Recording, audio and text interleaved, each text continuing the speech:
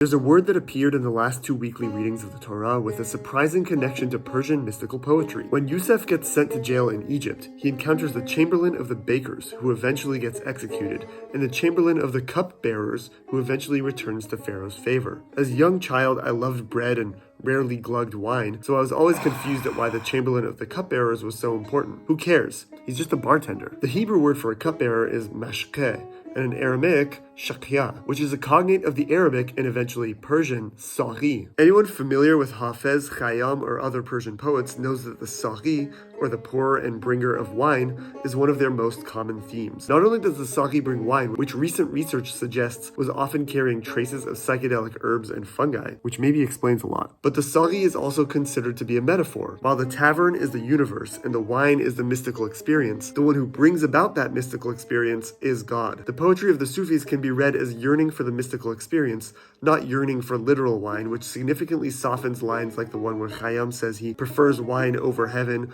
or anything that shows the poet's pervasive propensity for visiting the tavern instead of the mosque. This idea of the Sāghi is also present in the poetry of the Persian Jews. Our friend Emrani, the Esfahani Jewish epic poet from the last video, wrote a piece called Sāghi-nāmeh, based on the poem of the same title by Hafez, and it's full of the classic mystical themes of Persian poetry. Sāghi on bāde ra biyar biyar, ta shavam az neshat barkhordar.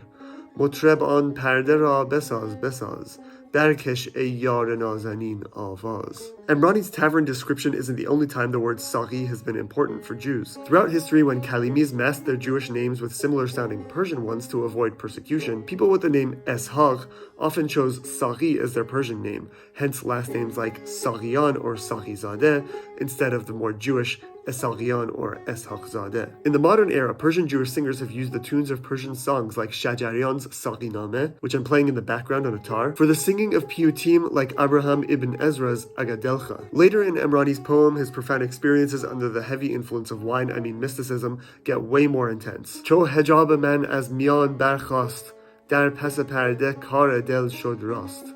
Jan o del har do ham nafas gashtand, bande beguzashtand o beguzashtand. He goes on to describe his vision of seeing the beloved itself beyond the veils of his melted ego in a series of verses that sound way more like the peak of an ayahuasca ceremony than what happens when you get wine drunk with strangers on New Year's Eve. Makes sense given our moms are always burning 50% of the ayahuasca brew to get rid of the evil eye.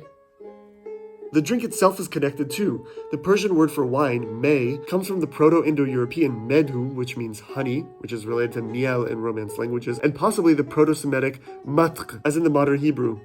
And the English word wine is directly related to the Hebrew word yain, though we don't know who borrowed the word from whom. What we do know is that humans have clearly been getting wasted, spiritually, since before our languages even drifted apart, which explains why in the Torah, Pharaoh's trusty cupbearer / shamanic spirit guide was so important, while his lowly petermonger got the metaphorical and literal axe. So Happy New Year, don't drink and drive, and remember to tip your Sāghi well. They deserve it.